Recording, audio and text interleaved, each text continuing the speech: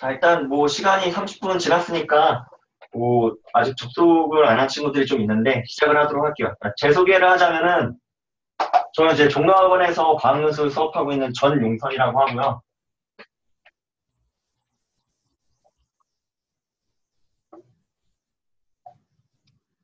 앞으로 이제 생물 논술 수업을 진행을 할 건데 제 연락처는 저장을 해두세요.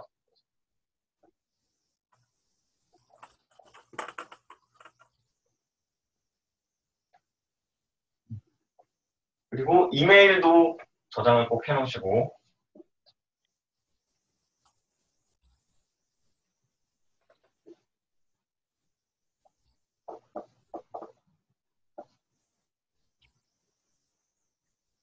이건 숫자로 영산 둘 하나.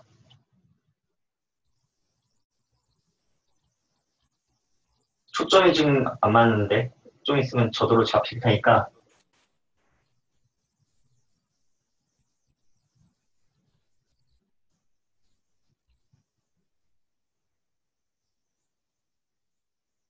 초점이 안 잡혀서 지금 안 보이죠? 네. 잠깐 기다리면 자동으로 잡힐 거예요.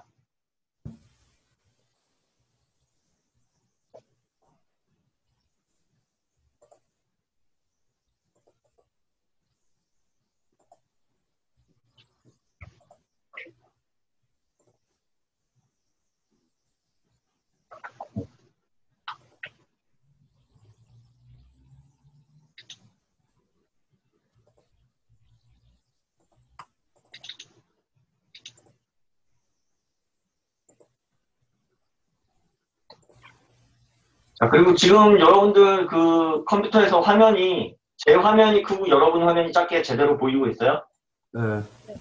네. 그래서 필요에 따라서 그 옆에 조그맣게 나오는 창 화면을 더블 클릭하면은 그 창이 커지고 작아지고 하니까 그런 거 확인하시고 이 마이크가 가끔 가다가 여러분들이 지금은 사람이 소수라서 괜찮은데 여러 명이 접속을 하면은 그 소음이나 이런 게 막 집에 그 어머니가 TV를 틀어놓고 계시다든지 그러면 이제 그런 소음들이 마이크가 민감해가지고 잡히면서 시끄럽게 들릴 수가 있으니까 그 마이크를 사람이 접속이 많이 되면은 제가 끄라고 얘기를 할 거예요. 소음이 잡힌다 싶으면. 근데 평상시에는 그냥 켜놓고서 수업 중에 피드백을 해야 되니까 켜놓고서 수업 듣다가 모르는 거나 아니면 이해가 안 되거나 질문 있거나 이러면은 바로바로 그냥 수업 중에 질문하시고 이러시면 돼요.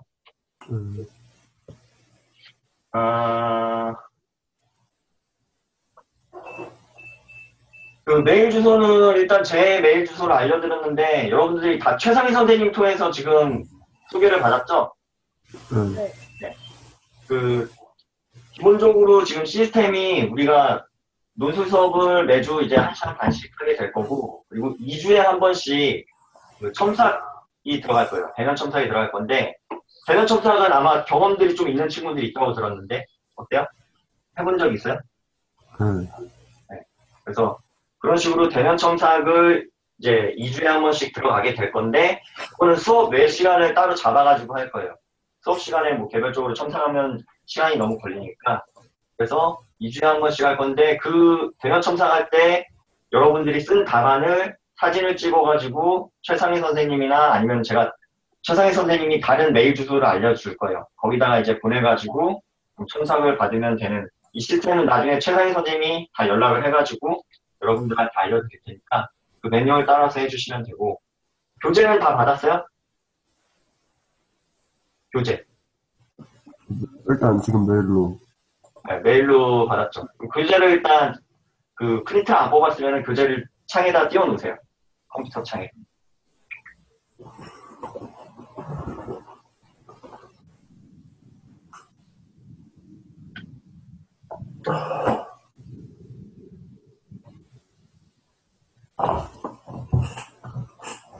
자, 지금 제가 컴퓨터 창에도 교재를 띄웠는데 여러분들 같이 지금 화면이 보이고 있어요? 아니. 지금 제가 띄워준 창이 안 보여요? 네.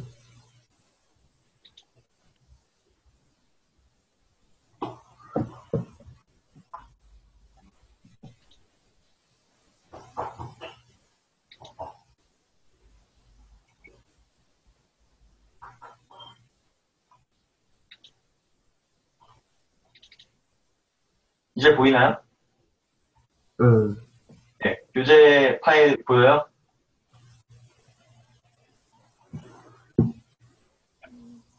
교재 파일이 크게 보여요? 아니면 제 수업 화면이 크게 보여요? 교재팔이요. 아, 예, 그렇죠.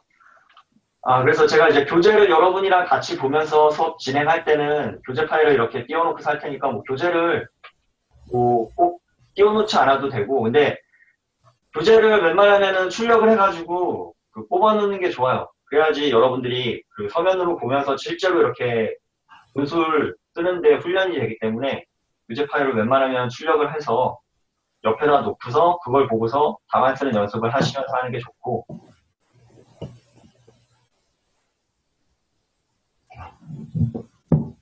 아, 제가 알기로 여러분들이 과학문술을 한 번도 한 적이 없다고 들었는데 어때요? 그쵸? 네. 과학문술 경험이 없죠? 아, 그래서 과학문술에 대해서 먼저 간략하게 좀 설명을 하고 시작을 할게요.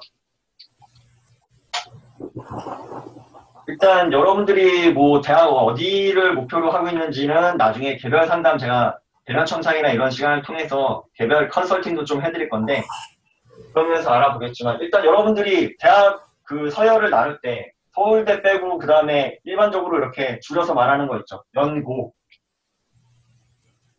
연대, 고대. 그 다음에 서열 쭉 나열하면 어떻게 돼요? 연고 다음에. 그냥 줄여서 말하잖아요. 묶어가지고. 연대, 고대 다음에 어떻게 묶어? 대학 서열 몰라요?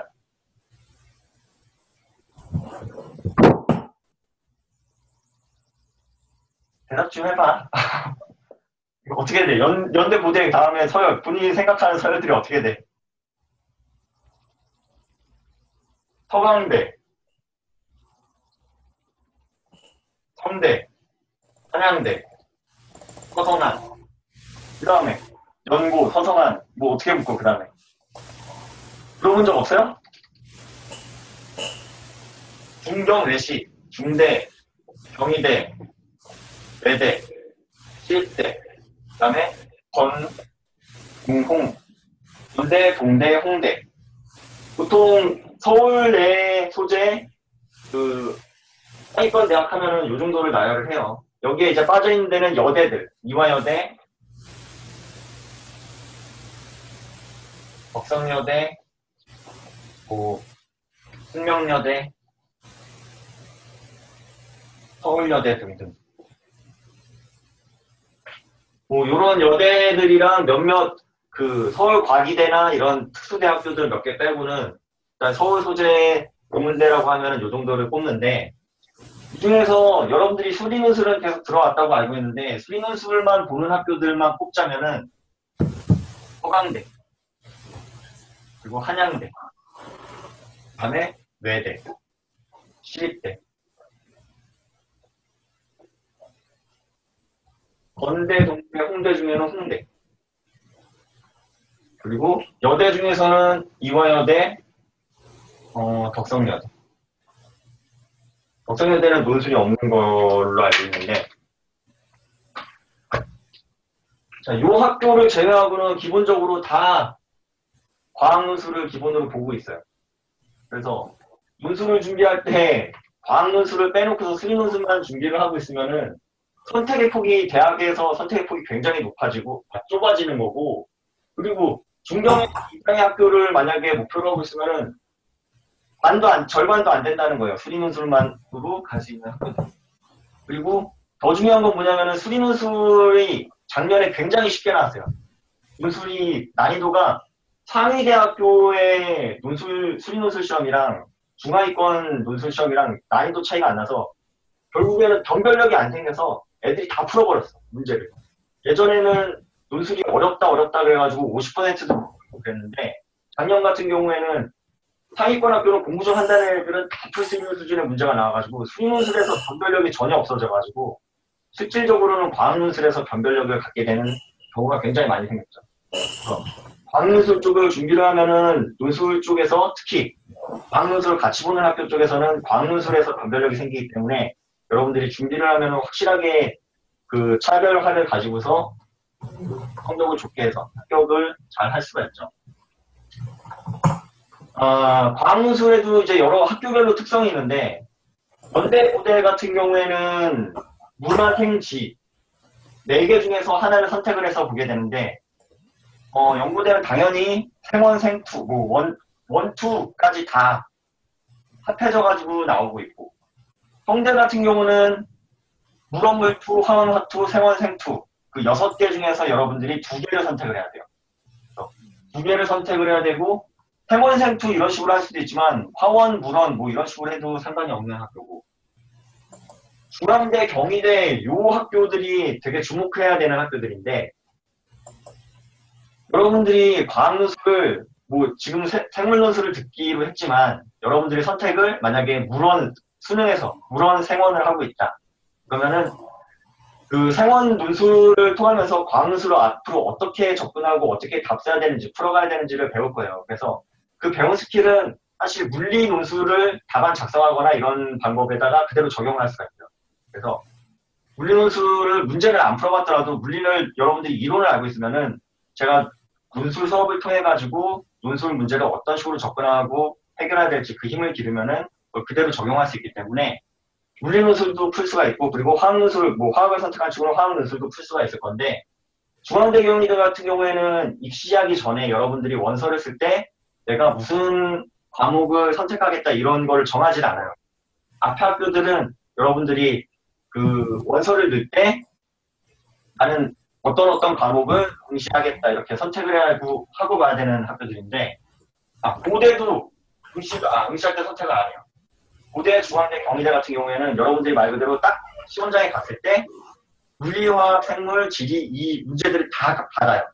다 받고 나서 그때 가서 여러분들이 문제를 딱 붙어가는데 부족하는 게 생물이었지만 생물 문제가 너무 이번 해에 따라서 너무 어렵게 나왔어. 그래서 못 풀겠어. 근데 물리나 화학, 생물 다른 서브 과목들을 딱 봤는데 풀 수 있는 문제가 있다. 그러면은 그 문제들을 풀어도 상관이 없는 학교들이에요.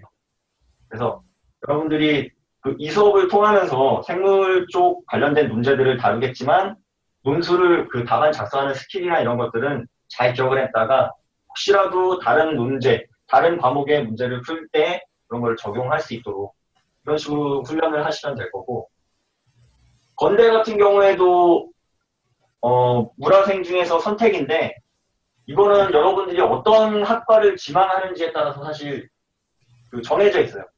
화학과를 지망하는 친구는 화학 논술을 봐야 된다. 이게 학과별로 정해져 있어가지고 선택의 폭이 넓지는 않아요. 경북대 같은 경우는 융합형 과학이에요.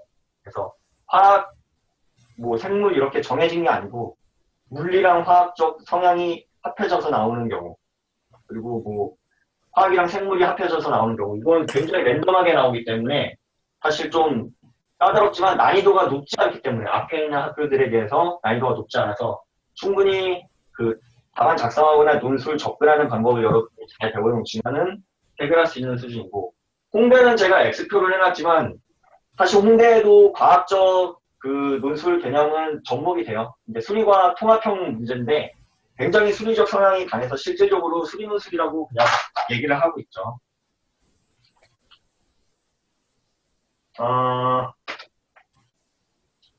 수업을 하다가 제가 이제 1시간 반 수업에서 한 5분 정도 중간에 쉬는 시간을 가질 거예요. 1시간 반 계속 집중할 수 있는 친구들도 있는데 좀 지루하게 느끼는 친구도 있으니까 제가 5분 정도 쉴 건데, 쉴 때는 여러분들이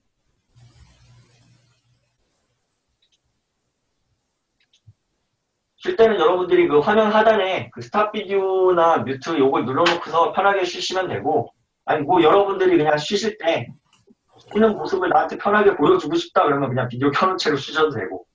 근데 제가 이거 쌍방 수업을 작년에도 이제 진행을 하다 보니까 수업할 때 많은 상황들이 발생해서 뒤에서 어머니가 와서 같이 지켜보고 계시기도 하고, 아버지가 너니셔스 바람으로 뒤에 돌아다니는 것도 다 보이고 그러니까 쉬실 때는 스탑 비디오 요걸 눌러 놓으시고서 쉬시면은 어떤 식으로 되냐면,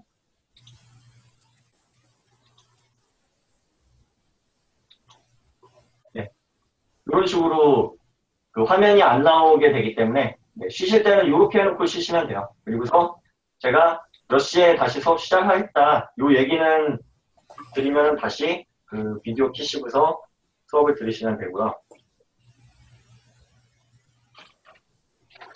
수리논술은 여러분들이 계속 해왔다고 했으니까 그럼 과학논술이 수리논술이랑 뭐가 다른지 어떤 부분이 다를지 물론 당연히 수리논술은 수리에 대해서 수리 문제를 푸는 거고 과학논술은 과학 문제를 푸는 거고 그런 부분은 당연한 거지만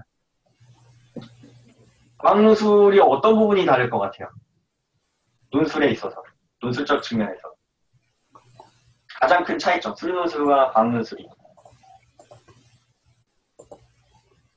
수술 방법? 무슨 서술 방법? 네, 맞아요.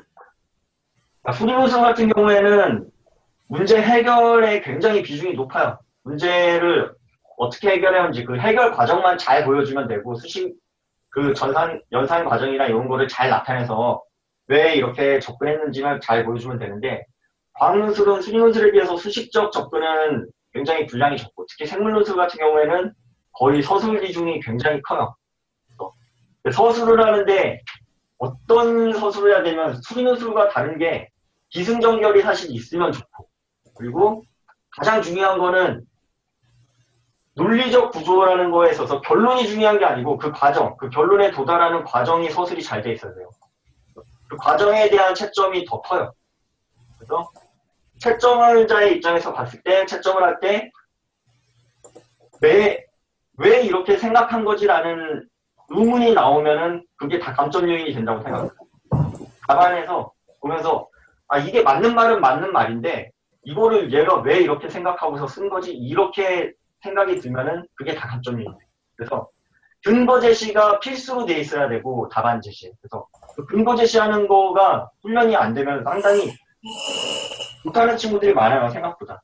그래서 근거 제시하면서 가장 근본적으로는 여러분들이 답을 쓴 다음에 다시 한번 이렇게 딱 체크를 했을 때 왜라는 생각이 들지 않는 답안이면은 기본적으로 좋은 답안이라고 생각하면 돼요. 수리논술에서는 그냥 그 수식 나열 과정에서 그 의미가 다 합쳐서 들어가 있어서 그 과정만 잘 보이면 되지만 과학논술에서는 여러분들이 꼭 어떤 결론을 도달하는 데 있어서 왜 그렇게 생각을 했는지 그 근거 제시가 꼭 돼 있어야 되고 과학논술을 잘하는 방법에 있어서는 채점이 어떤 식으로 되는지를 잘 기억하시면 되는데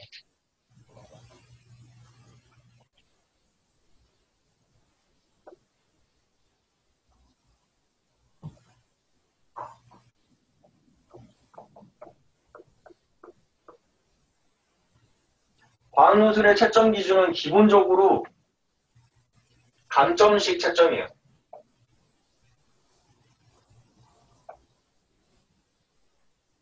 여러분들이 이 요소에 대해서 썼네, 이 요소에 대해서 썼네, 해결했네 하면서 그러면은 플러스 10점, 플러스 10점 이런 식으로 채점하는 게 아니고 채점자가 여러분들 답안지를 봤을 때 100점 만점이라고 보고서 시작을 해요.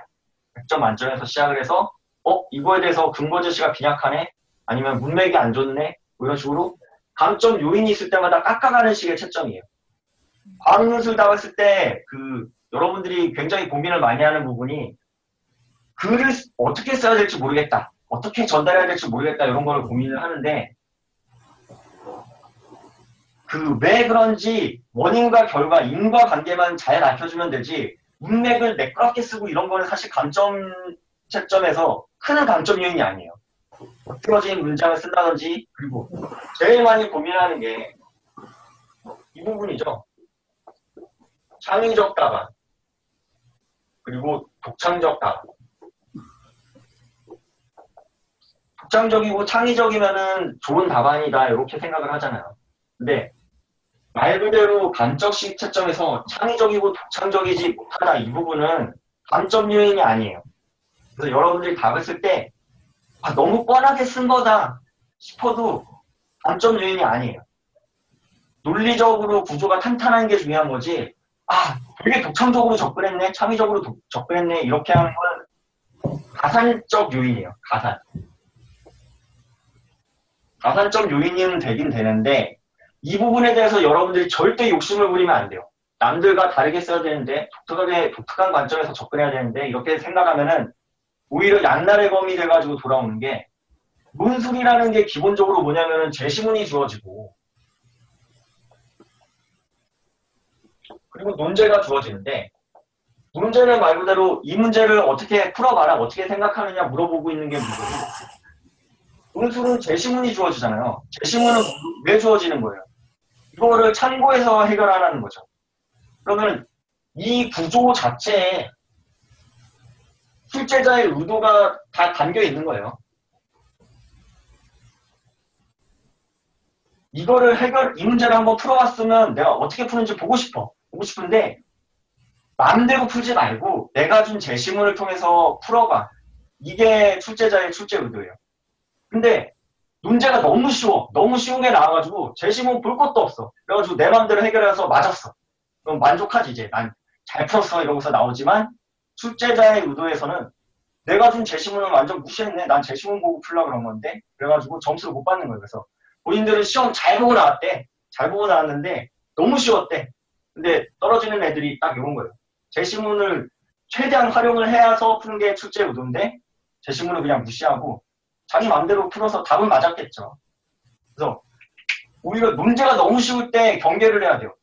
문제가 쉬울 때 제시문 이거 필요가 없는데? 없어서 그냥 풀 수 있는데? 그렇게 생각하면 안 되고, 제시문을 어떻게 활용해서 풀라는 건지에 대해서 고민을 해야 되는 게 과학논술의 의미죠.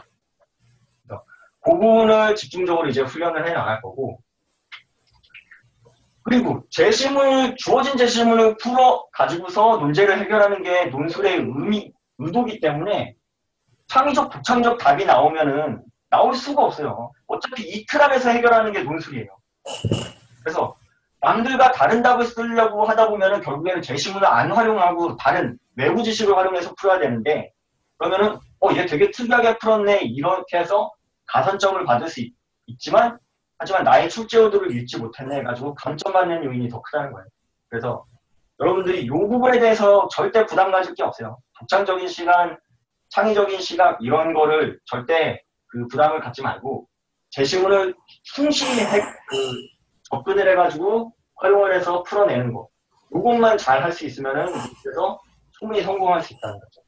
그래서 여러분들이 혹시라도 교과 지식이 부족하더라도 제시문을 분석하고 논제의 의도를 잘 읽어낼 수 있는 이 훈련이 잘 돼 있으면은 논술에서 충분히 성과를 기대할 수 있어요. 근데 학과 공부를 잘하는 친구들이 논술에서 분명히 좋은 성적을 얻는데, 그 이유는 뭐냐면은 논술이 시간이 정해져 있잖아. 시간 내에 써야 되니까. 제시문이 나왔는데 그 제시문을 이미 잘 숙지를 하고 있어. 그러면은 제시문 분석하는데 들어가는 시간이 적잖아요. 그래서 답안 작성하고 답안 문맥을 만들고 형태를 만들고 이런 데다 시간을 많이 투자할 수가 있어요. 좋은 글을 쓸 수 있다는 거죠.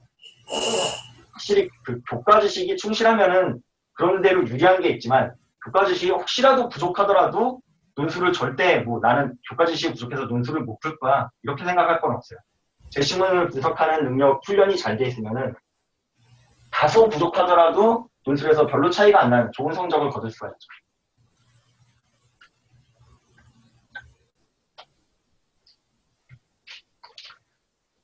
자, 같이 한번 교재를 볼게요, 제가. 자, 생명 논술 들어가기.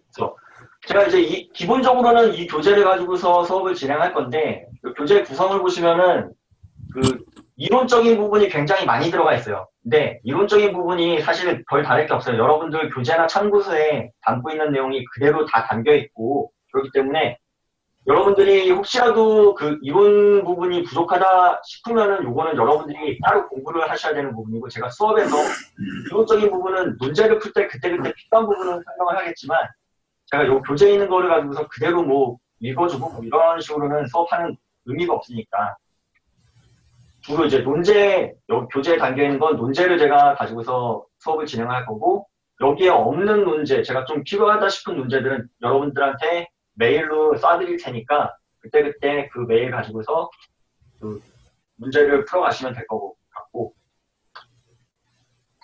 자, 4페이지에 있는 논제.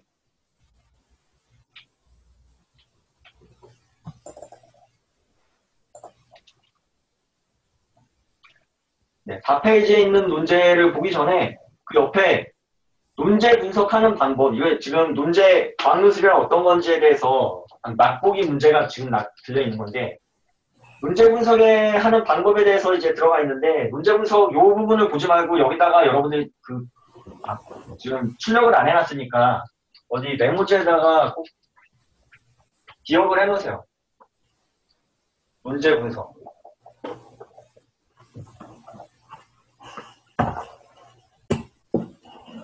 여러분들이 당연히 뭐 문제가 나오면은 논제를 당연하게 읽겠지만 왜 거창하게 논제 분석을 하라 그러냐면 실질적으로 문제를 뭐 하라 그러는지는 잘 파악하지만 출제 의도를 읽어내는 훈련을 해야 돼요. 문제에서.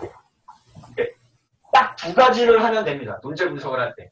여기 써 있는 거는 뭐 그냥 참고하지 말고 제가 여러분들한테 딱 요구하는 거는 앞으로 어떤 문제가 나오든지 제일 먼저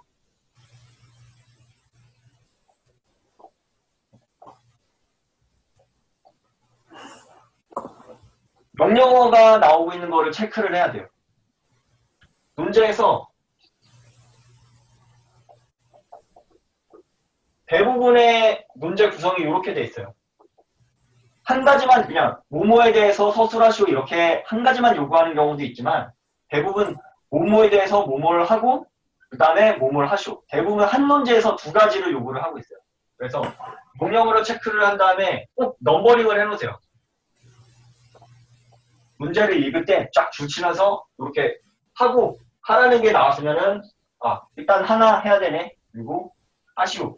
그러면 이렇게 넘버링을 2개, 3개 이런 식으로 나오는 게 있어요. 그렇기 때문에 꼭 넘버링을 해놓고 내가 이 문제에서 답안에다가 해결을 해야 될 게 몇 가지라는 거를 체크를 꼭 해놓으셔야 돼요. 대부분 요거를 안 하면은 굉장히 긴장된 상황에서 논술 시험을 치르기 때문에 마지막에 시키는 요것만 여러분들이 답안에 작성하는 경우가 많아요. 근데 뭐뭐를 하고 뭐뭐를 하시고 그랬으면 요 한 거에 대해서도 당연히 해결하는 과정이 들어있어야 되는데 요거 하고는 이거를 하기 위해서 사실 필요한 거예요. 그러니까 이거는 머릿속에서 해버리고 요거 하라는 것만 답안에다 작성하는데 그러면 논술 점수에서 반이 날아가는 거예요. 이 하라는 거는 이 문제를 해결하기 위해서 하라는 게 아니고 이 한 과정까지도 답안에다 실으라는 얘기이기 때문에 꼭 그 답안에다 작성을 해줘야 되는 부분이고 이 부분을 답안 작성에다가 어떻게 적용하냐면 이 넘버링을 한 다음에 문단 나누기로 작성을 해줘야 돼요. 이 하라는 게 여러 개가 있는데 이거를 결코 믹스해가지고 요것도 해결하면서 요것도 해결을 하는 동시에 해결하면서 막 섞어서 쓰면 안 돼요. 하고 하시고 그랬으면 하라는 거를 먼저 요것만 따로 해결을 해주고 그 다음에 하라는 거는 해결해주고 그거를 문단을 나누어서 작성을 해주세요.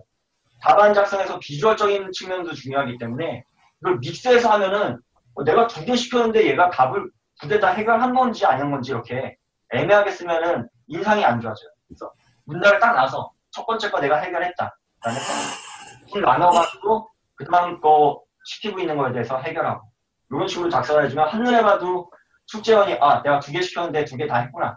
요 인상을 줄 수 있으니까 단순한 거지만 요거 하나만으로도 굉장히 좋은 인상을 줄 수 있죠.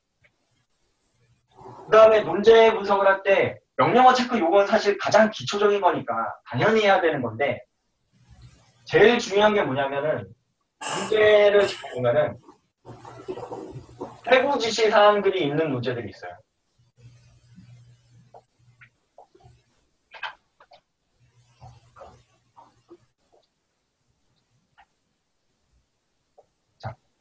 명령어가 물론 지시사항이지만 이거에 대해서 해결해라. 이렇게 명령어지만 요 세부 지시사항이라는 거는 어떤 의미냐면은 요거는 미션을 주는 거예요. 요 명령어에서는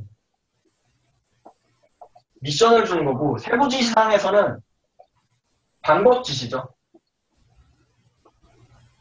어떻게.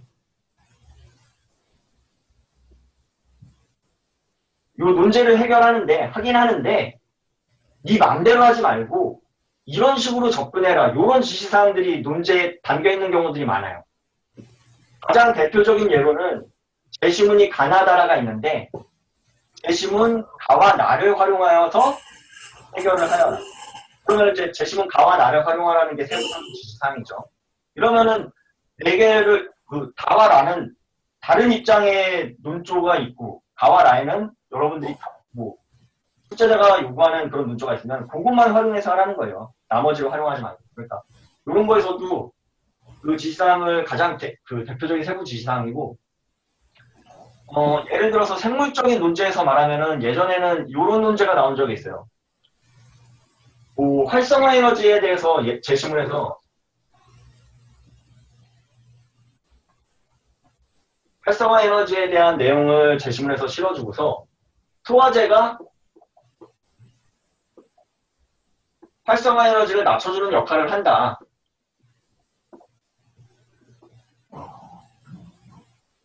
요 두 가지 내용을 준 다음에 그러면 소화제를 먹으면은 어떻게 되겠는가 이렇게 물어봤어요.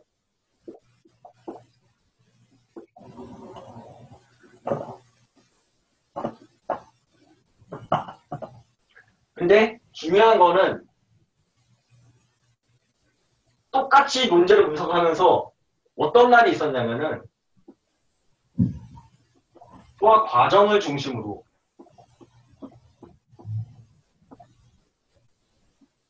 어떻게 될지 설명하시오 라고 되어 있었어요. 이 부분에 대해서 주목을 안 하면은 딱 대부분 문제 분석할 때 여러분들이 어떻게 하냐면 소화제를 먹으면 어떻게 되겠냐 이걸 묻고 있는 거가 사실 핵심이니까 그 핵심 사항만 가지고서 딱 판단을 하면은 소화제를 먹으면 소화제가 활성화 에너지를 낮춰주니까 소화 속도가 빨라질 것이다. 당연한 얘기니까. 그거 쓴 다음에 쓸 게 없어요. 그쵸? 근데 이 부분에 대해서 집중을 하면은 소화 과정이 무엇인지 여러분들이 생각을 해야죠. 소화 과정이 쭉 순서대로 나열을 하면 어떻게 돼요? 입에서 먼저 시작을 해가지고 식도 그 다음에 어떻게 거쳐요? 위, 십이지장, 후장, 대장.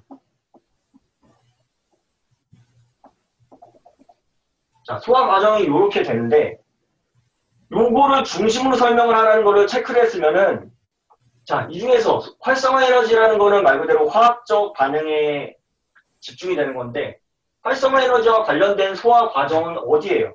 이 중에서. 일단 위, 그리고 소장. 네, 십이지장이죠. 물론 입에서도 아밀라제 같은 소화 효소가 작용을 하지만 소화제는 입에서 우리가 녹여가지고 먹는 게 아니니까 소화제가 작용하는 건 위와 십이지장이겠죠. 그래서 이거를 체크를 소화 과정을 중심으로 하라는 걸 설명했으면 소화제를 먹으면 입에서에서는 우리가 삼키기 때문에 소화 속도에 영향을 주지 않죠.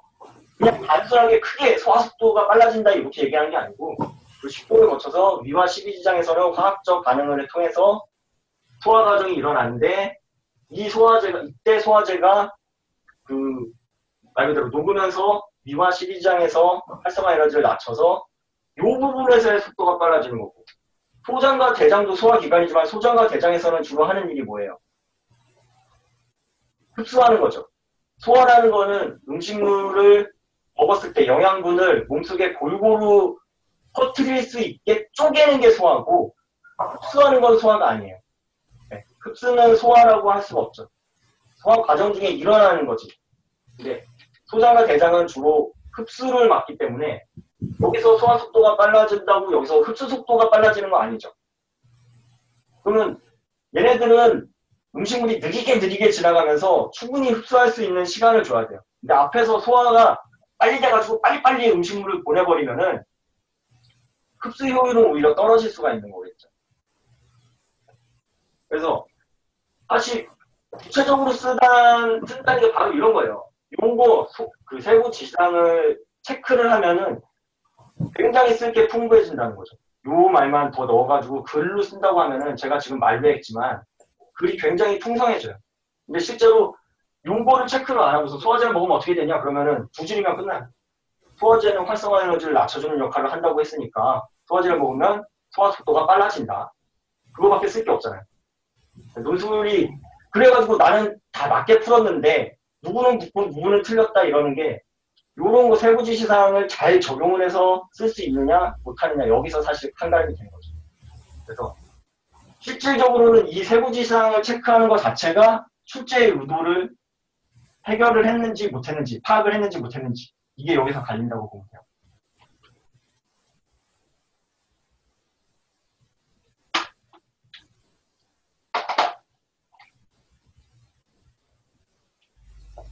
자, 그러면 그 4페이지에 있는 논제, 여러분들이 문제 분석 먼저 해보시고, 이건 논제가 뭐 아마 복잡한 논제는 아닐 거예요.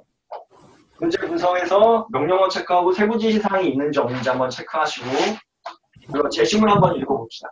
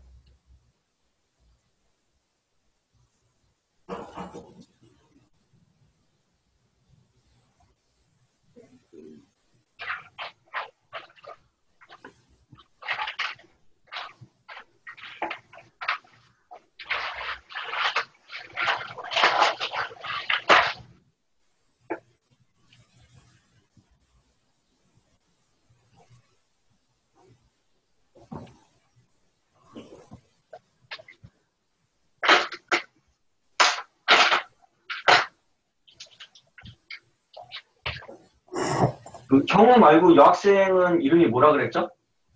정수경이요. 변, 정수경. 변수경? 정수경? 정이요. 아, 정. 네.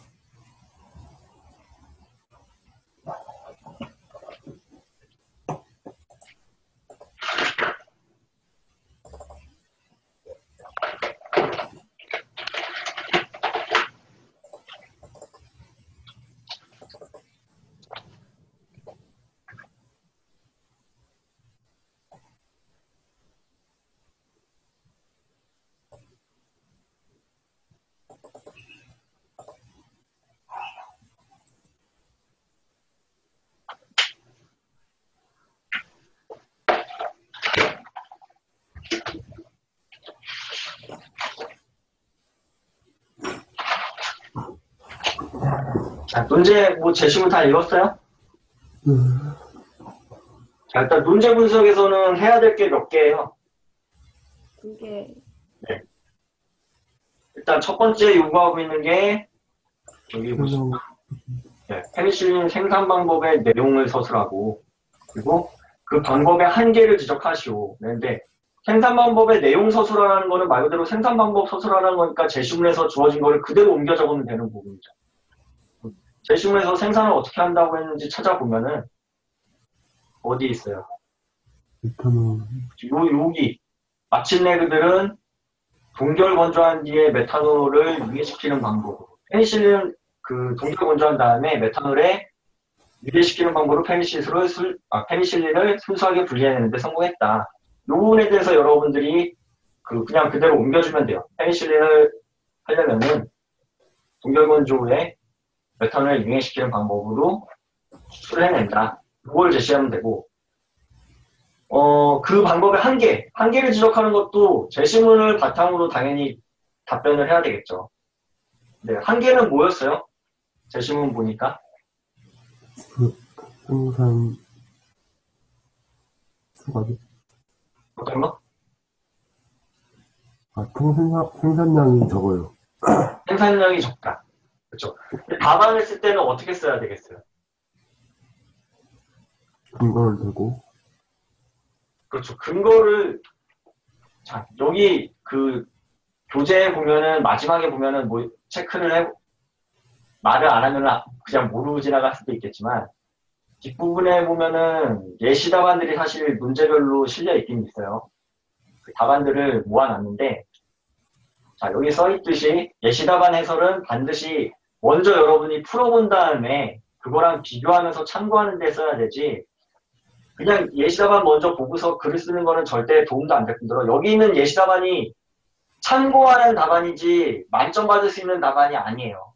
그러니까 이거 답안을 기준으로 여러분들이 연습하면 절대 안 돼요. 그래서 제가 대면 첨삭이나 이걸 통해서 이제 그 답안 어떻게 써야 되는지 얘기하겠지만, 여기서 보면은 풍력 파일을 동결 건조한 뒤에 메탄을 유인시키는 방법을 생산한다. 요거는 문제 없어요. 그냥 생산 방법에 대해서 묻고 있는 거에 대해서 서술한 거니까. 여기서 얘가 어떻게 쓰고 있냐면, 그러나 이 방법은 딱 지금 답변한 내용이죠. 사람을 치료할 만큼 충분히 생산할 수 없다. 이게 한계다 이렇게 했는데, 이거에 대해서는 충분히 생산할 수 있는, 그럼 그게 한계다 이렇게만 얘기할 게 아니고 충분히 생산할 수 없는 이유는 뭔지에 대해서도 서술을 해줘야지 답안이 되는 거죠. 왜 충분히 생산할 수 없는지에 대한 근거를 제시를 해줘야 되는 거예요. 이 부분을 한번 재심해서 다시 찾아봅시다.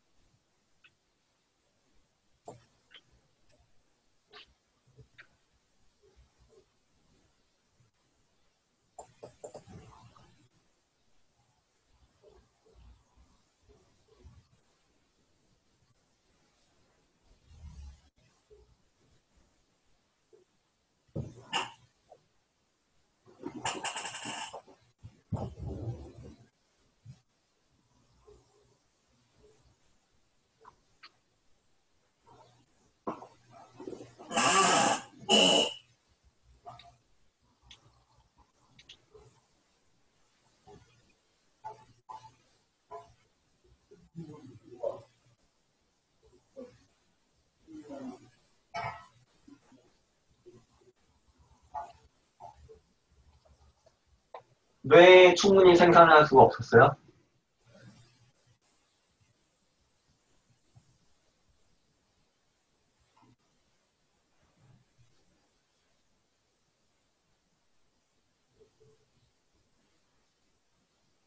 동결 건조하는데 시간이 걸려서, 그렇죠. 일단 시간적 부분이죠. 동결하고 건조한 다음에 분리해내는 요 과정을 해야 되기 때문에 시간적 한계.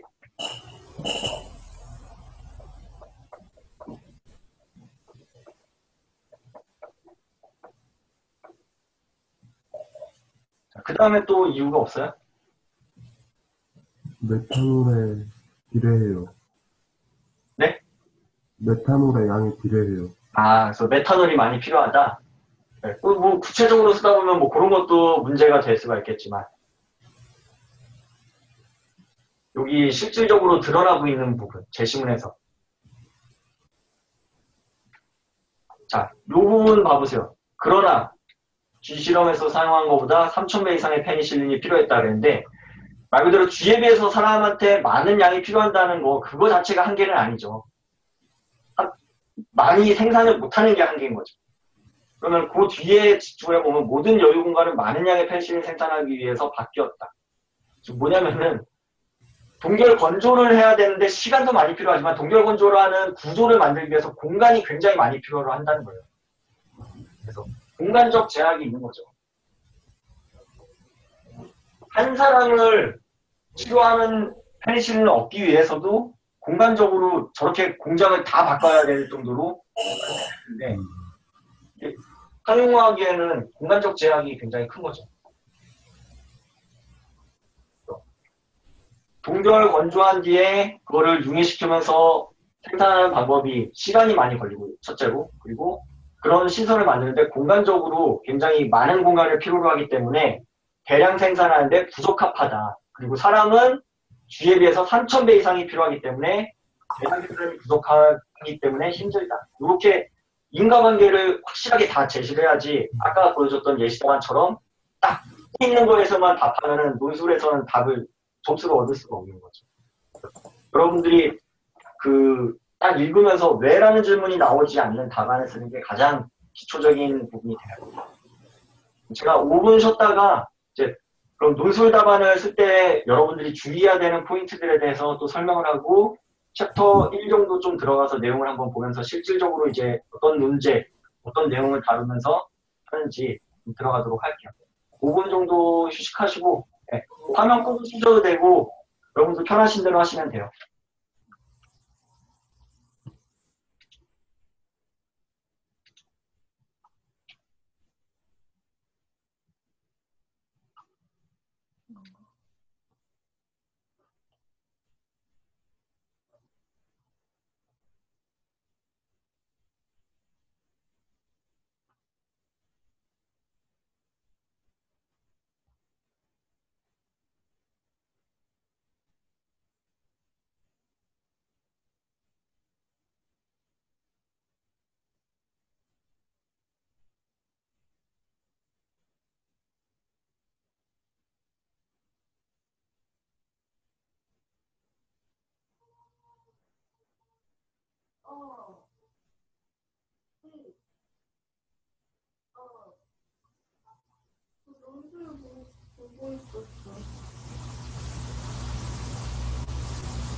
학교에서 들어왔어? 왜요?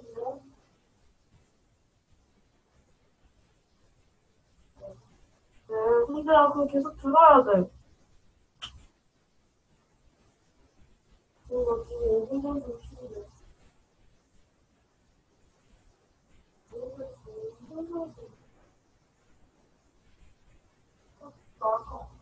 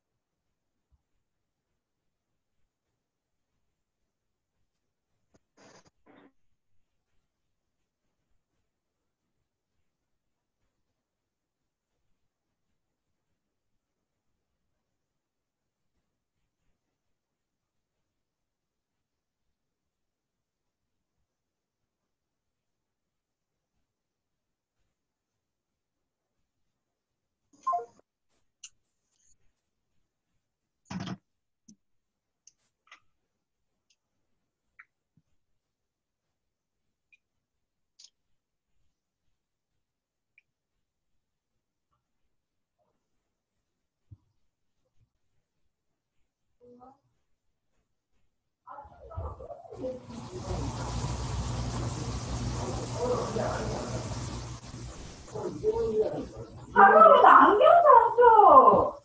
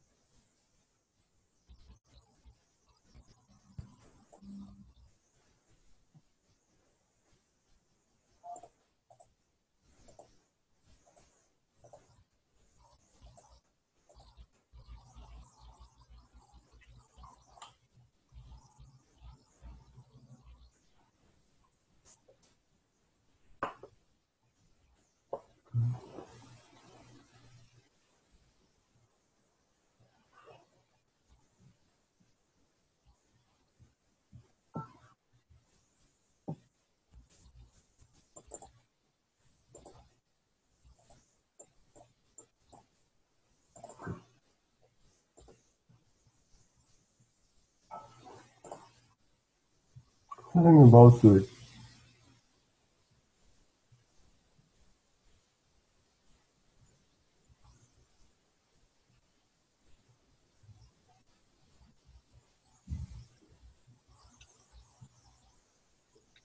네, 들리죠?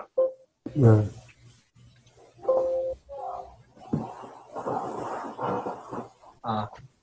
그 9페이지 보시면은 생명현상의 특징에 대해서 나와 있는데, 이거 생원에서 가장 첫 단원에서 나오고 있는 내용들이에요. 생명체의 특성에 대해서 나와 있는데, 우리가 생명체라고 말하는 것들이 어떤 특성을 가지고 있느냐.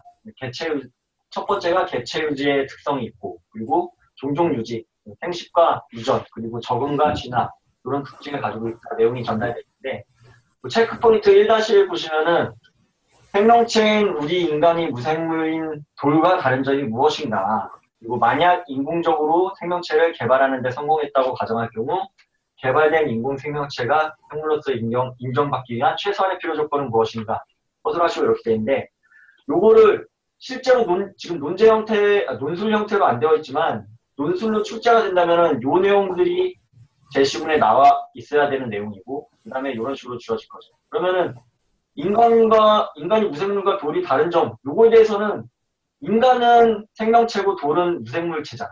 그러니까 생명체의 특징이 이렇게 나와 있으니까 요거를 보고서 인간이 가지고 있는 특성에 비해서 돌이 가지고 있지 않은 특성들 대조적으로 나열을 해서 써주면 되겠죠. 그러면 여기 지금 항목이 총 6개가 있으니까 요 6개에 맞게 첫 번째 얘기를 해봅시다. 인간은 당연히 세포로 구성되어 있는데 돌은 뭘로 구성되어 있어요? 분명. 뭘로? 돌은 돌로 구성되어 있어? 비세포? 비세포? 비세포라고 뭐 표현할 수도 있지만, 세포는 따지고 보면은 어떤 걸로 이루어져 있어요? 원소를 생각해보면. 탄소. H5로 이루어져 있죠. 탄소, 수소, 탄소. 네, 그거를 보통 뭐라고 해요? 화학 쪽 측면에서 보면 그 원소들을. 네? 네. 생명체의 그 기반을 이루는 이런 거를 유기물질이라고 하잖아, 우리가. 유기물로 되어 있다. 네. 그러면은 그거랑 반대로 뭐 철이나 나트륨이나 이런 것들을 뭐라고 해요? 반대로 표현할 때. 유기물 반대. 그리고 무기물. 네. 무기물로 이루어져 있죠, 돌은. 돌은 그 단순한 무기물의 결합으로 이루어져 있는 거고, 인간은 유기물들이 복잡하게 이루어져서 있는 거고. 두 번째, 물질대사 측면에서 보면 어때요? 물질대사 측면은 에너지를 스스로 창출해낸다, 이런 건데, 돌은 당연히 그런 기능이 없죠.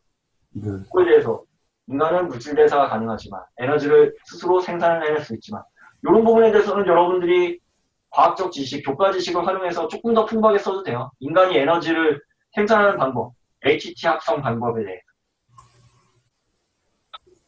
영양소를 흡수한 거를, 포도당을 어떤 식으로 해서 그 과정에서 ATP를 합성해내는 그런 과정을 뭐 풍부하게 써도 충분히 더 좋은 답이 될 수 있는 부분이에요. 자극에 대한 반응과 항상성 유지. 이 부분에 대해서는 어떨까? 인간은 딱 온도적 측면에서 생각하면 쉽게 답이 나오죠. 더운 날, 체온이 어때요? 크게 변동이 없죠, 사람은.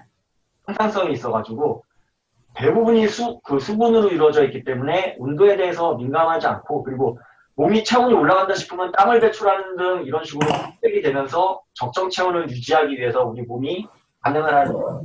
돌 같은 경우는 불에다 넣으면은 새빨갛게 달궈지고, 추운 데다 넣으면은 그냥 그대로 온도에 영향받아서 얼고. 그러니까 자극에 대한 반응이 없어요. 그대로 받아들일 뿐이죠. 피드백이 없다고 볼 수가 있고. 발생과 생장 측면에서 돌이 커지는 경우는 없죠, 점점. 불어나는 경우는. 뭐 발생과 생장, 그리고 분열을 하거나 이런 세포 분열이나 이런 개념이 전혀 없기 때문에 이런 개념에서도 동떨어져 있다고 볼 수 있고.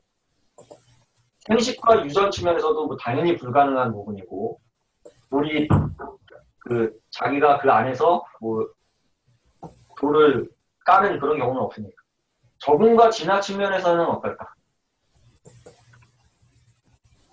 환경의 변화에서 대응해서 몸의 구조, 기능, 행동, 생활성 등의 변화가 있거나, 뭐 바람이 많이 불면 바람이 불어도 모양도 변하고 뭐 이런 부분을 적응이라고 하면은 적응이라고 할 수도 있겠지만, 근데 여기서 인간적인 적응 측면에서 볼 때 얘기하는 거랑은 전혀 다른 거죠. 그래서 그리고 오랜 시간을 통해서 결국에는 자선 번식을 했을 때 그게 환경에 변화된 그런 식으로 딱 계속 진화가 이루어져야 되는데 돌이라는 거는 그냥 돌일 뿐이지 돌이 너무 더운 데서 태어난 돌이어서 다음에 돌이 생길 때는 그거에 적합한 돌이 생기거나 이런 개념이 전혀 아니니까 뭐 그런 부분에서 결국 노사까지 측면에서 조목조목 돌과 다른 점에 대해서 그 얘기를 해주시면 될 것 같고 그럼 만약 인군적으로 생명체를 개발하는 데 성공했다고 가정하고 개발된 인간 생명체가 인정받기 위한 최소한의 필요 조건은 무엇인지 설명하시고 여기서 주목을 해야 될 거는 최소한의 필요 조건이라는 말이죠. 인공생명체가 생물로서 인정받기 위한 기준은 요 6가지를 가지면 된다. 이렇게 얘기하는 건 당연히 뻔할 건데 여기서 얘기하는 거는 그 6가지를 얘기하는 게 아니고 그 중에서 정말 생명체라고 얘기할 수 있는 최소한의 특성은 뭐냐 요거를 묻고 있는 거니까 이거는 사실 어려운 질문이라고 볼 수가 있어요. 어떤 측면이 우리가 인공생명체를 만들었을 때 굉장히 생명체라고 인정하는데 중요한 요건이 될까? 그거에 대해서 판단을 묻고 있는 거죠. 뭐라고 생각을 해요? 세포? 세포? 세포로 이루어져 있는가 아닌가?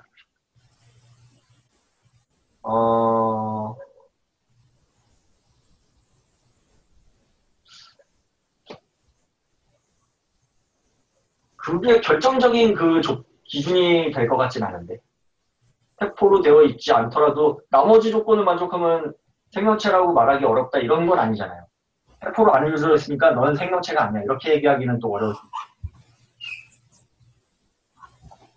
우리가 그 바이러스라는 거는 생명체라고 얘기를 안 하죠. 세포가 아니니까. 근데 바이러스가 인정받지 못하는 요인들을 생각을 하면은 요 답을 쓰는데 도움이 되겠죠. 뭐가 안 돼요? 스스로 물질대사? 네? 스스로 물질대사? 그렇죠. 물질 대상. 본인 스스로 자기가 살아갈 수 있는 에너지를 합성해내는 능력이 없기 때문에 바이러스는 기생으로서 번식을 하기 때문에 그분에서 우리가 인정을 안 해주는 거죠. 그래서 물질 대사가 굉장히 중요한 요인이 될 수 있고 또 하나를 꼽자면 어떤 거가 있겠어요? 유전? 그렇죠. 유전. 그 생식이 되느냐 안 되느냐. 그거 생식이 돼서 그리고 거기서 유전적 요인이 있느냐. 뭐 바이러스는 그 부분을 가지고 있기 때문에 생명체와 우리가 생명체가 아니다 요거를 굉장히 믹스해서 해석을 하죠. 바이러스에 대한 개념을 가지고 있으면은 이 문제를 충분히 좋은 답을 쓸 수 있을 거라고 생각을 해요. 자, 이런 식으로 뭐 주제별로 우리가 문제를 계속 다뤄 나갈 건데 뭐 지금은 이제 첫 수업이기 때문에 제가 계속 내용을 나가는 것보다 가장 답을 쓰는데 필요한 기본적인 요인들, 어떤 식으로 답을 써야 되는지, 실질적으로 여러분들이 답을 작성할 때 필요한 중요한 요인들을 몇 개 설명을 해드릴게요.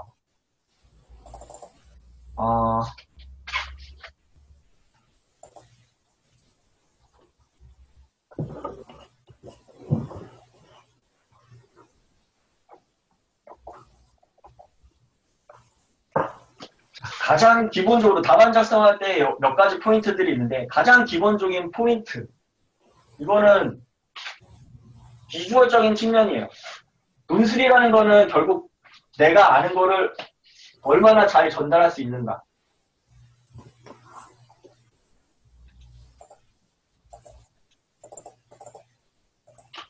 논술이라는 거는 내가 알고 있는 거를 상대방에게도 잘 전달을 하는 게 중요하기 때문에 내용적으로 그 내용을 잘 쓰는 것도 중요하지만 결국 비주얼적인 것도 중요해요.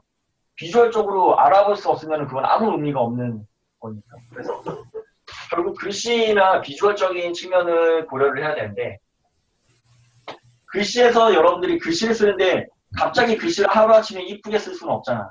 글씨체를 바꾸라는 얘기는 안 해요. 근데 적어도 이것만큼은 하면 안 된다. 글씨를 쓰는데 절대 하지 말아야 될 3요소가 있어요. 교수님들이 채점을 할 때 제일 안 좋아하는 글씨. 어떤 글씨일까? 글씨를 쓸 때 이런 글씨는 절대 안 돼, 논술에서. 그냥 생각해봐요, 쉽게. 어떤 글씨들을 싫어하실지.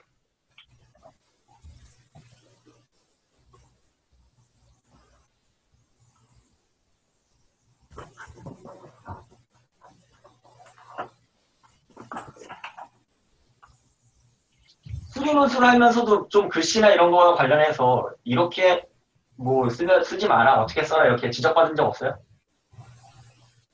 뭐 그건 공통적인 건데. 함요소. 못생긴 글씨든 잘 쓰는 글씨든 이거랑 상관없이 일단 알아볼 수 있는 글씨를 써야 되죠. 흘려 쓰는 글씨면 일단 안 좋아요.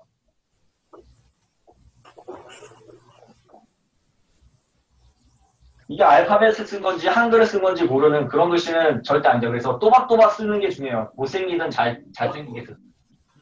그다음에 두 번째로 교수님들이 대부분 연령대가 50대 이상 가시는 분들이어서 다들 돋보기 언어 쓰고 계시는 분들이에요. 노안이 와가지고. 그래서 어떤 글씨를 싫어하겠어요? 작은 글씨. 그렇죠. 작은 글씨.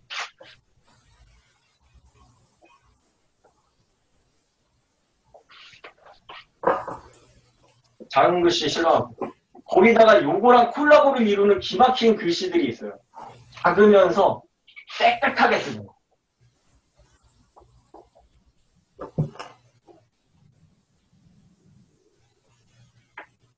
요 3요소를 갖추고 있으면은 교수님들이 답장도 안 읽고 찢어버리는 거지. 아무리 좋은 내용을 써도. 교수님들이 몇백 장의 답안지를 채점을 해야 되는데, 알아볼 수도 없고, 작고, 거기다가 막 흘려 쓰고 빽빽하게 쓰고, 이러면은 교수님들이 굉장히 피곤해하죠. 그래서, 물론 찢어버린다는 건 안 하고 여러분들이 인생에 걸리는 거기 때문에 읽어주긴 읽어주는데, 짜증이 막 나면서 사람이기 때문에. 그래서, 하나만 걸려봐 이런 심정으로 보게 되는 거지. 그러면 3점 깎고 5점 깎고 이런 식으로 안 좋은 인상을 주는 건 여러분이 피해야 되니까 절대 빽빽하게 쓰지 말고 큼직큼직하게 답안지를 정해진 영역에만 안에만 쓰면 되는 거니까 종이 아껴서 쓸 필요 없다는 거예요. 보도 충분히 활용해가지고 큼직하게 써주시고 그다음에 좋은 답안으로 판정되는 중에 여러 가지 요인들이 있지만 글과 글을 쓰는데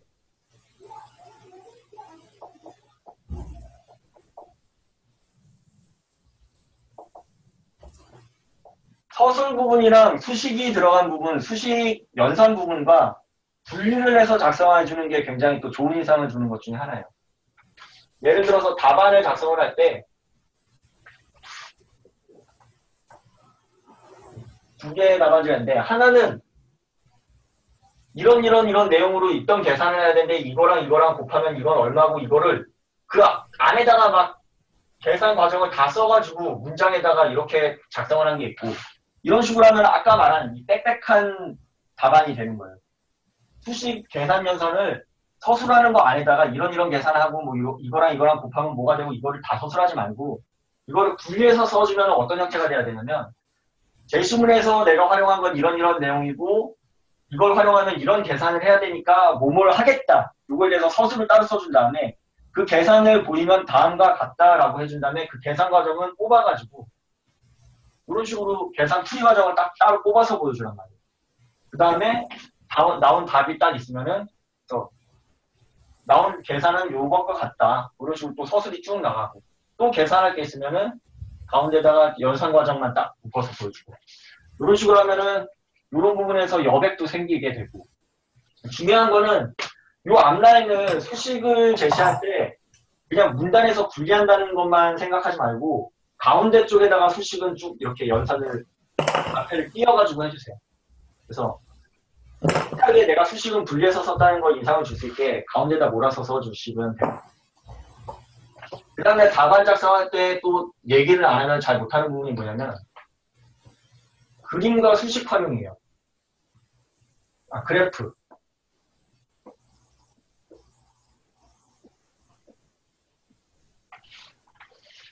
답안을 쓸 때 여러분들이 그림이나 그래프를 적절하게 활용을 하는 거는 굉장히 좋은 인상을 줍니다. 차별화가 되기 때문에.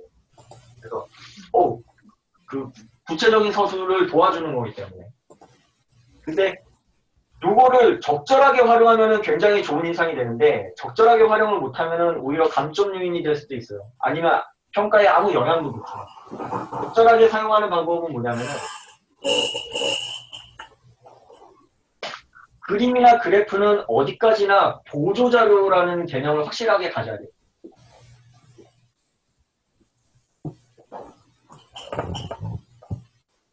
여러분들이 서술을 하는데 그 서술을 이해를 도와주는 보조자료의 역할을 해야지 여러분들이 서술을 잘 못하겠어가지고 그림으로 설명을 하려고 든다는 인상을 주면은 점수를 못 받습니다. 얘는 서술 능력이 떨어진다는 인상을 줘요. 그래서 그림이나 그래프를 굉장히 디테일하게 그려서 그림에서 보는 것과 같이 결과가 이렇게 된다. 이런 식으로 작성을 하면은 보조자료가 아니라 이거를 활용을 했다는 생각을 주기 때문에 안 돼요. 그렇게 하면. 그림을 제시한 다음에 그림에서 내가 얘기하려는 게 어떻게 되고 그림을 어떻게 해석을 해야 되는지를 설명을 해줘야 됩니다. 보조자료라는 개념을 확실하게 줘야 되고 그 다음에 잘 못하는 게 그림을 사용하는 위치랑 타이밍이에요. 그림을 작성을 하더라도 아무데나 그냥 그림 떡하니 맞다고 무조건 점수 받는 게 아니고 적절한 위치와 적절한 타이밍에 제시를 해야 되는데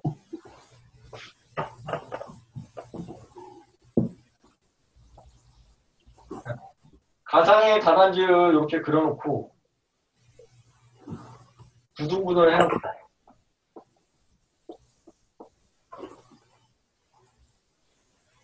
자, 1번부터 9번까지 이렇게 봤는데 그건 만약에 그림을 제시를 한다면 몇 번에다가 할 것 같아요. 답안 작성할 때.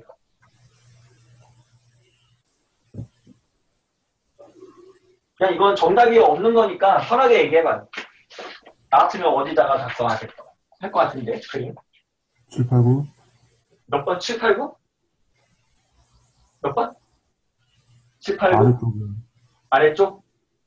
이렇게?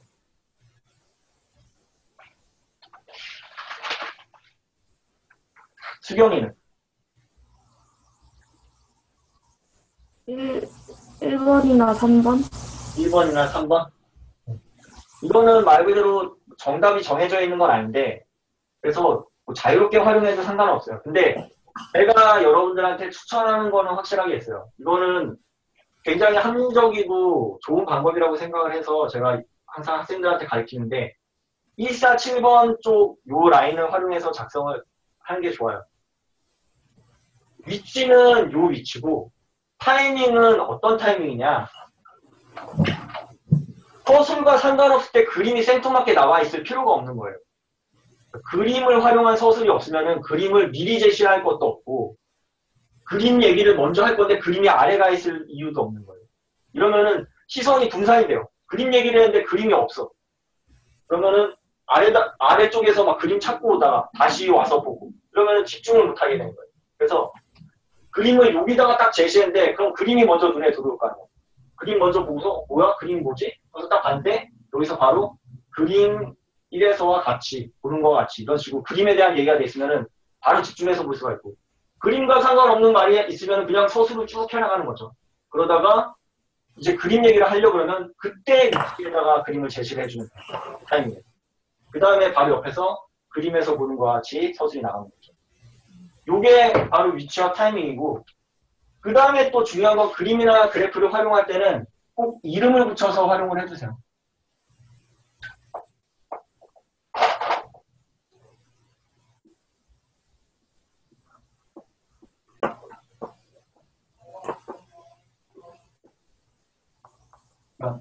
말 그대로 그림 A, 그림 B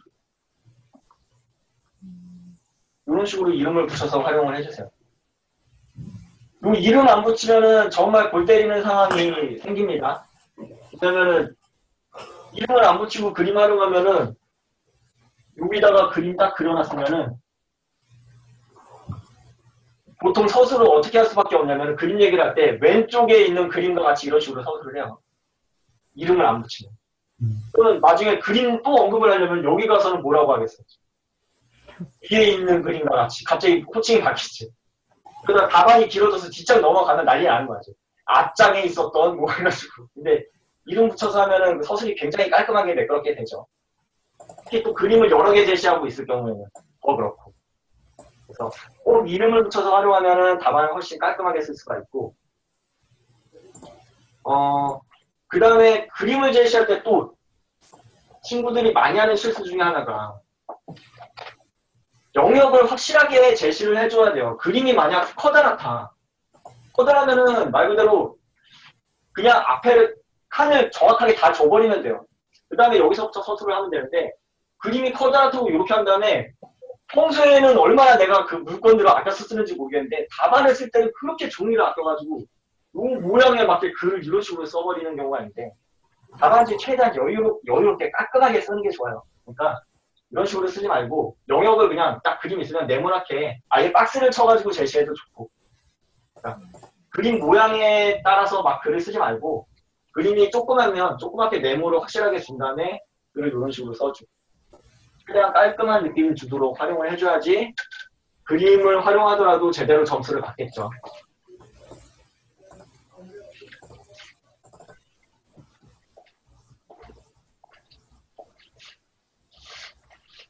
그 다음에 남자들 같은 경우에는 뭐 태어나서부터 원래 무뚝뚝한 말을 잘 써서 그런지 그런 게 별로 안 나타나는데 가끔가다 여학생들은 답안 쓸 때 하는 실수 중에 하나가 말을 그 사람한테 하듯이 뭐 이런 거 같습니다라든지 뭐 아니면 흔한 사람들은 이모티콘 그려놓고 막 그런 경우가 있는데 교수님들이 정말 싫어하는 거예요. 답안은 약간 딱딱한 느낌이 들더라도 제대로 된 그 형식적인 그런 말을 써서 딱딱하게 느껴질 수 있는 그런 말을 써가지고 정확하게 의미 전달하는 게 중요하고 그 다음에 또 글 쓰는 거에서 주의할 게 있다면은 답안 작성할 때는 기본적으로 두 가지식으로 작성하는 걸 많이 추천을 합니다. 결론을 알고 있으면 질문한 논제에서 요구하고 있는 거에 대한 이렇다 하고 먼저 결론을 내려놓은 다음에 그 이유에 대해서 풀어가면은 교수님들이 선호하는 답안이에요. 뭐 꼭 그렇게 할 필요는 없어요. 이거는 뭐 두 가식이 좋다, 미가식이 좋다 이건 정해진 건 아닌데 교수님들이 선호합니다. 왜냐하면 깔끔하니까 일단 결론은 맞았네. 근거 제시를 잘 돼 있는지 체크를 하면 근데 근거 제시가 막 잘 됐다가 결론이 틀린 경우에는 교수님들이 점수를 어떻게 줘야 될지 굉장히 좀 힘들어해요. 네. 결론부터 딱 틀렸으면 일단 결론이 깎였으니까 어느 정도 점수 이거를 생각해 놓은 다음에 근거 제시는 어느 정도 타당한지 이렇게 보는 거랑 그 채점자의 입장에서 봤을 때는 두 가지씩을 많이 선호한다는 거죠. 그래서 웬만하면은 두 가지씩으로 써주시는 게 좋고 근데 혹시라도 여러분들이 문제를 푸는데 답에 대한 확신이 없다. 답에 대한 확신이 없으면 미가식으로 쓰세요. 왜냐면은 처음부터 틀린 답으로 딱 안 좋은 인상을 주고 시작할 필요는 없잖아. 뭐 웬만하면은 미가식으로 쓰면 돼. 근데 내가 이거에 대해서는 정말 확실하다는 생각이 있으면은 두 가지로 쓰면은 교수님들이 인상이 더 잘 남는다는 거죠. 맞춘 답 중에서는 굉장히 자신감 있게 썼다 이런 느낌을 줄 수 있는 답. 근데 대부분 그냥 이가식으로 쓰는 게 무난합니다.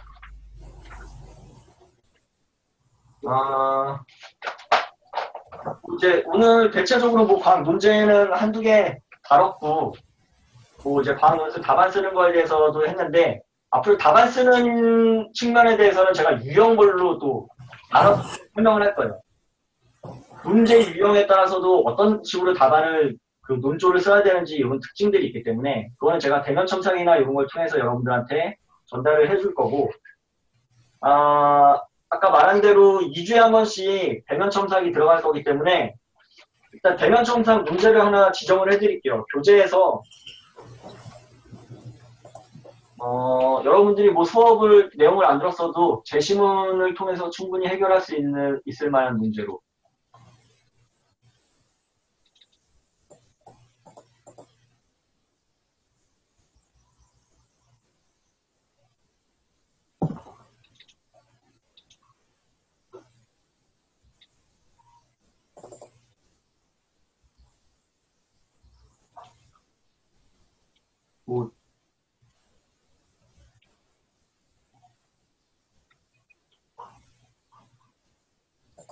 요 38페이지 대표제 1번. 38페이지예요.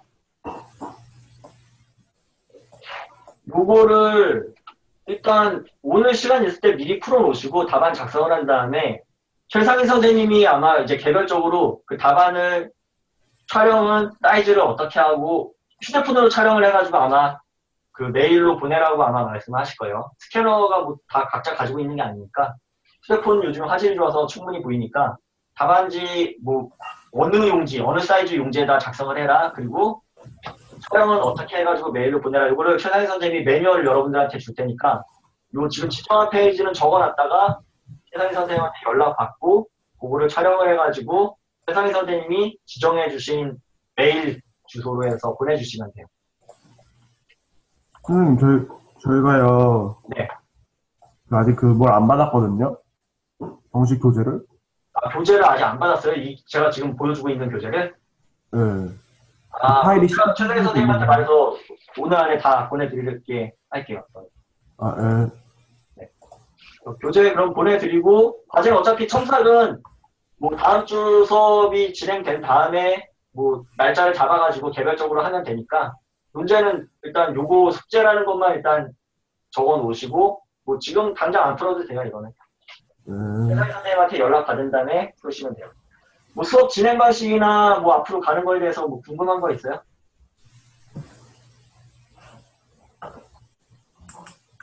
뭐 이렇게 하거나 이런 거 있었어요? 수업하는데? 아니요. 네. 뭐 궁금한 거 없으면은 뭐 여기서 오늘은 일단 수업 마무리하도록 하고요. 뭐 앞으로 수업 진행될 거나 이거에 대해서 뭐 궁금한 거 없어요? 네. 없으면은 뭐 수업은 여기서 마무리할게요. 그 나갈 때는 밑에 마우스 커서 아래로 하단에 가다 되면은 그 엔드 미팅 있어요. 요거 누르시고 나가시면 돼요. 그 리브 미팅 여러분들한테 뭐 그렇게 나올 수도 있고 그거 누르시고 나가시면 됩니다. 네, 수고하셨습니다. 네. 다음 주에 봬요.